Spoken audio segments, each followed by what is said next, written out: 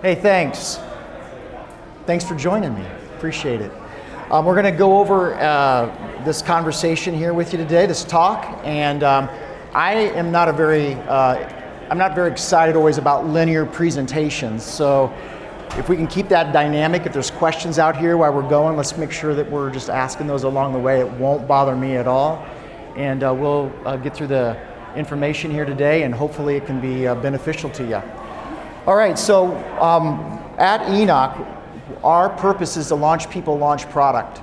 And so we are very focused not only on product delivery, but we're also focused heavily on helping people get better so that product delivery can happen better. So one of the big challenges, though, that we continue to face is how do we do mentoring well, especially when we have limited time to do it. And so we're going to cover that conversation today, and especially with all the dynamic activities that are happening in the landscape. So what I'm going to do is I'm going to cover a couple of key points in this conversation. I'm going to try to keep it time boxed to 10, 12 minutes, and then we can open it up for conversation along the way or at the end. So some things that we're going to cover today is first talk about some of the shifts that are taking place in our world and in software right now.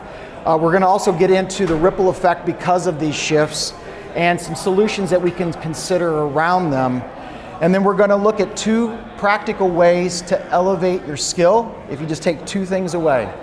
And then if you want to dig a little deeper, we're going to give you a framework that you can actually use alongside of those two ways to elevate skill. So let's get rolling here. So a couple of observations that we have when we work with companies and we work with teams, we have these shifts that are taking place, and the first one that we see is what the roles are doing and how they are shifting.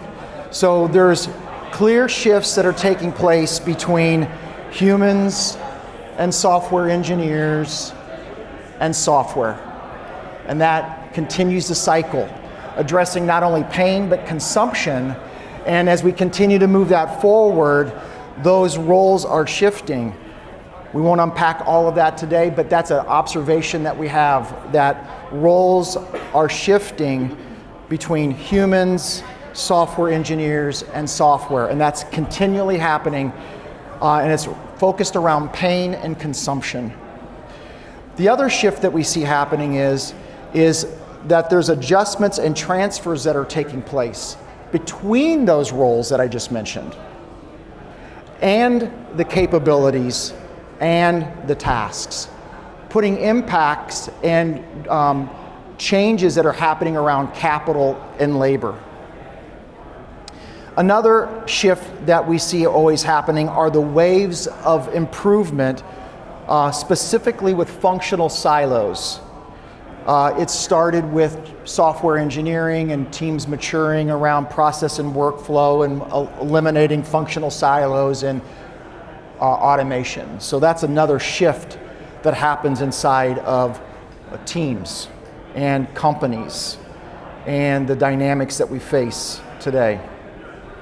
Another shift that we see taking place is around what defines team capacity. And one of the big areas are the size of the team. The other one is, what does individual skill and expertise look like? And the last is, what does the distribution of the workload look like? And then one of the largest shifts that we see happening right now, and a lot of this is just this incremental change that are happening inside of teams, inside of the workforce, inside of the dynamics that we're facing, is AI and how that impacts efficiency, flexibility, and scale. One of the observations I think that you probably could realize if we go all the way back to that first slide between pains that humans have that software engineers are solving, that drive software that solve pain, and that cycle that continues to happen as code and software continues to eat and consume that whole pattern, right? And we drive that to this last point here today around really the intended effort to continue to drive efficiency, flexibility, and scale. One pause point would be is, if you think about the effort that it took to develop capacity for your workforce, you would look to secondary and higher education and plan years out. With the changes that we're talking about here on slide 5, that happens in minutes and seconds, right? The dynamic impacts that take place. And so because of that, there's a ripple effect. And the ripple effect ultimately impacts people and people inside of the organization. And not only does it impact people, but it often and many times falls to the shoulders of the mentors inside of those organizations. And they feel increasing pressures to be able to not only make sure that they're helping develop teams, address the shifts that are happening, and also being able to make sure that they're accomplishing delivery. And so these challenges put pressure around how do they do development and care, and people that need development and care. So one of the things that we have been trying to do as we continue to help teams over the years is we start to take a look at the not only the power of mentorship, but how do you start to get time back by changing the perspective of what a mentor actually does? Where we're actually transferring the responsibility and potentially even the load back to the learner, to the mentee, just as much as the mentor is themselves. So how do we start to do that, and how do we start to get time back in that element of development and care? And that's using a coach approach. And so you might be like, wow, what's a coach? Is that someone with a whistle and just yelling and shouting? No, what a coach actually does is they have some superpowers that they learn, that they bring inside of the conversation, inside of helping develop people, inside of making sure that care is happening inside of the organization and on their team. And what are some of those superpowers? We're going to drive to some of the 2 things that you can take away. One of those things is curiosity. What does it look like for you as a leader, as a mentor, to start to change your perspective of, I'm transferring knowledge, to I become curious about the individual and what are they trying to accomplish? Personally, professionally, maybe within a specific task, right? Or a deliverable. And changing that from a transfer of, or the thought process that a mentor is only about shifting knowledge, or possibly even taking on responsibility, right? To being able to transfer that through good questioning and listening and curiosity.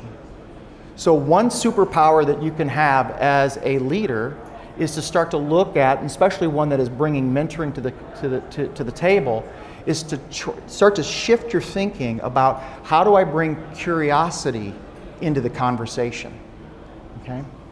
The next superpower that we can have as a mentor, not only is it coaching and using the coach approach, it's also in that coach approach shifting that accountability. Okay. Oftentimes, and I was having conversations earlier today with some senior leaders on teams, and they're developing people while trying to focus on delivery. It's a common case that happens in every organization, on every development team that are shipping products across the world. And ultimately what they end up doing is taking on the load, right? They take the load. And so they feel this pressure. So if we can implement 2 superpowers as that leader that's providing mentorship, first the curiosity, but second that accountability. And that accountability starts with shifting the responsibility back on the individual that you're coming alongside of. And what does that look like what's that look like? It looks like them actually digging in, maybe growing in new ways that they didn't even know possible, while you're actually there coming alongside, asking good questions, providing good thoughts and direction. right? And shifting that accountability. Two superpowers that are really important. So if you want to elevate, though, beyond curiosity and beyond accountability, there is a framework. And this framework may kind of look similar, but to what you're used to in a consulting world or in a world that is actually developing things. We use some different words in this, but at the end of the day, something that you use when you're gathering requirements with whoever those humans or people that you're interacting with and those pains and those problems you're trying to solve, you often are interested in what is the current state? What is the desired state? What might be those gaps that are in between?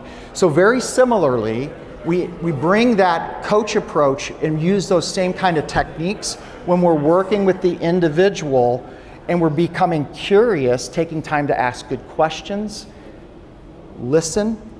We're transferring that responsibility and accountability to the individual. And then we're using a framework of trying to understand where is that individual currently at? Where would they like to go? What gap do they have? So that now starts to put that empowerment then back on that individual to start to be able to do critical thinking, dig deeper, take responsibility, right? And actively move forward and contribute, which they ultimately want to do. So if we can then use a framework like that, much like we may gather requirements on a project that we're working on, when we're asking those questions, where are you at with that today? Where would you like to take that? What's getting in your way, right? Very simple. So here's what you're going to look at here. It starts at the bottom. What is your preferred future? Where do you want to go? Where are you wanting to take that? What does it look like for you today in your present situation? What's blocking you? What's getting in the way? How could you think about this and start to come up with your own solutions to be able to solve that problem? How might you implement them, right? And these are all cycling the whole time, right? And then obviously the positive affirmation and encouragement that we celebrate, the accomplishment, and then that individual is continuing to grow and transform and becoming more effective inside of your team. So these are 6 very simple, but yet, well, they're straightforward. How about that? These are very straightforward principles that we can actually implement in being able to take time back by using a coach approach. But if you don't want to try all of this, wheel here, fine. Take away the 2 superpowers. Become more curious with your team members and shift that accountability over and make them more accountable for the actual effort. Here's kind of some things to consider on that framework. And because we have limited time today, any questions that you might have before we wrap up? What kind of cadence do you have that conversation? Yeah. So those conversations really can happen in a variety of ways. We can see like water cooler situations, right, where you're standing there talking to somebody. And it could be more in a bigger planning session that you may have, right? So you can expand and shrink. The thing that you want to kind of get at, though, is kind of that 80-20 rule, right? What's the most important thing we should be talking about right now to give you the greatest impact, right? Because what happens is oftentimes, we get spun out of control asking a bunch of questions that don't even matter. So we really want to be able to zero in on what's the most important thing that you need to take away from this 2-minute conversation, right? Does that help? Yeah. Anything else? All right. Appreciate your time, y'all. Have a great day.